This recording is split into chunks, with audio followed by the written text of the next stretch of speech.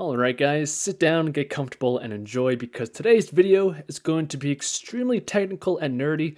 We're going to be talking about how you can use options to supercharge income and cash flow within your portfolio. So no surprise, I've talked about this before on the channel, but when it comes to my income assets, I use these three ETFs and they're very different, but the single common thread between all of them is that they use options to generate an above average dividend yield. Now, I'm not going to specifically talk about these ETFs in this video because I've talked about them before. Rather, in this video, I want to take a step back and look at the overall option landscape, see what strategies there are, why you might want to use them, and then finally, at the end of the video, I want to go over a couple of my favorite option-based ETFs that all have slightly different strategies. And if you guys enjoy, you know what to do. Leave the video a like, subscribe to the channel. It helps me out a lot with the YouTube algorithm, and it's greatly appreciated. Okay, so the very first thing is what exactly is an option?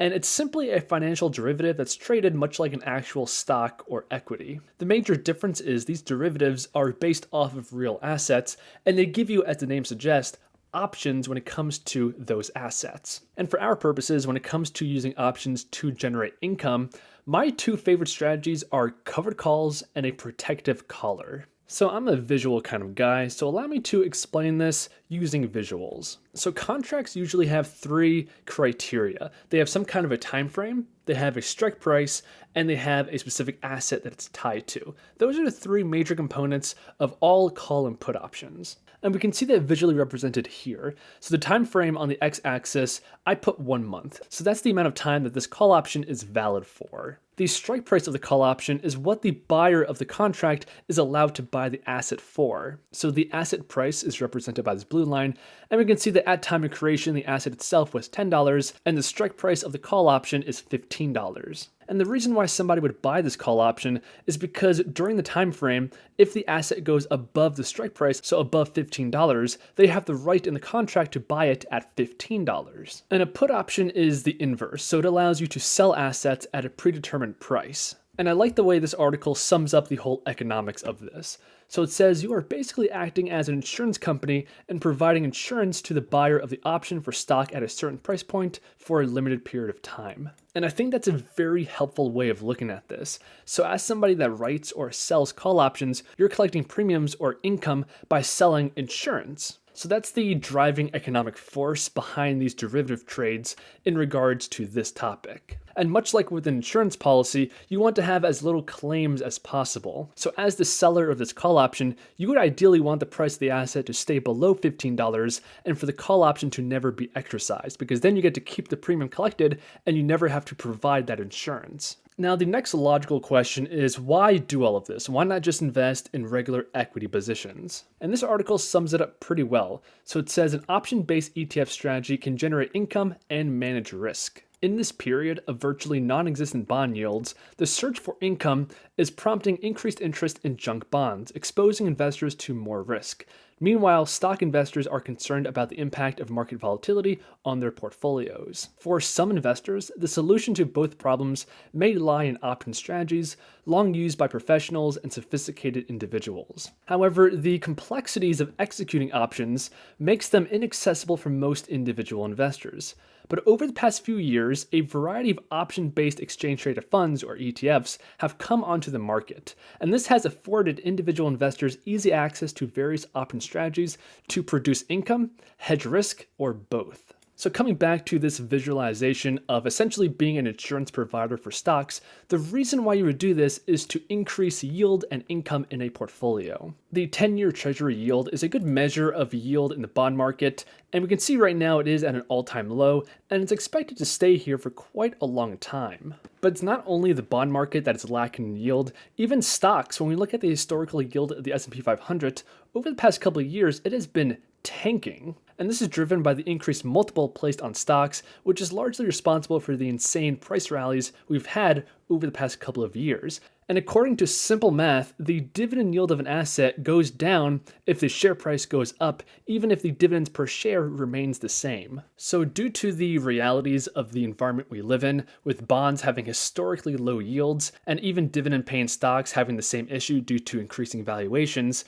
it leaves an option-based strategy as one of your best and only ways to enhance income inside of your portfolio. So really the only obstacle when it comes to option trading for individuals is the added complexity that it brings to a portfolio. Luckily, as this article said, over the past few years, a variety of option-based exchange-traded funds have come onto the market, and they automate this entire process. Here's a list of all the ETFs that use some kind of an option-based strategy, and I'll leave it linked down below for your reference. But here are a few of my favorite option-based ETFs. So qyld is the most popular and well-known option-based ETF, and it's also the simplest, and it's a Nasdaq 100 covered call ETF. And visually, this is what qyld looks like. So remember, there's three major components of the contract. The first one is the time frame, and qyld has contracts on a monthly basis. The next component is the asset that it's based off of, and qyld is based off of the Nasdaq 100 index. And the third and final component is the strike price of the call option.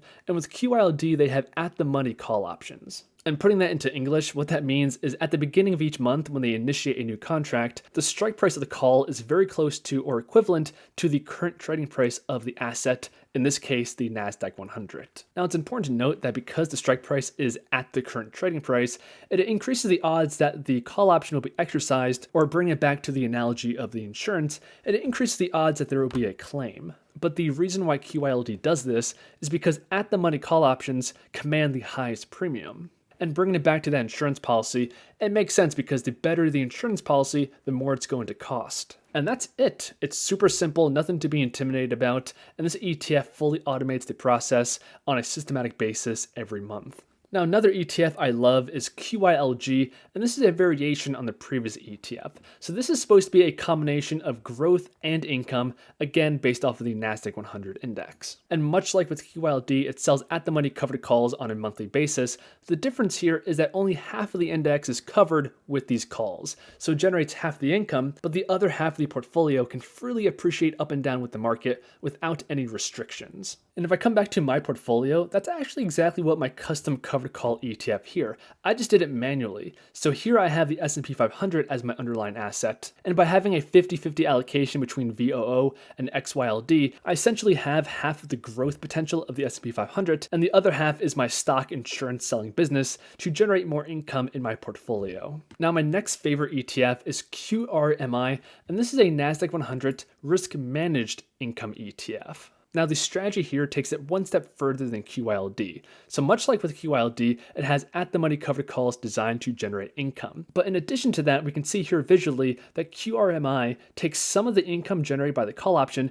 and uses it to buy protective puts that are 5% out of the money, ultimately putting you in this range of where your asset prices can be, and that's why it's called an option collar strategy. The downside is that it's going to generate slightly less income because you're using some of that to buy downside protection. The positive is you have this downside protection. So in the case of qrmi, if the market drops by more than 5% in a single month, you retain the right in the contract to sell your shares at this price level, regardless of how low the stock price goes. Now, XRMI is not the only ETF that uses an option collar strategy. The most popular one is NUSI, and this is a risk-managed income ETF, again based off of the Nasdaq 100. We can see its price action since its inception, and you can clearly see how it operates within this narrow range of possibilities, and the whole time it drives a pretty high level of income. And then finally, my last favorite ETFs that use some kind of an option strategy are the ones that I invest in, Divo and Jepi. And the thing that's special about these ETFs is that they're actually hybrids. So a portion of these ETFs are just pure equities, so they fluctuate up and down in price with the market,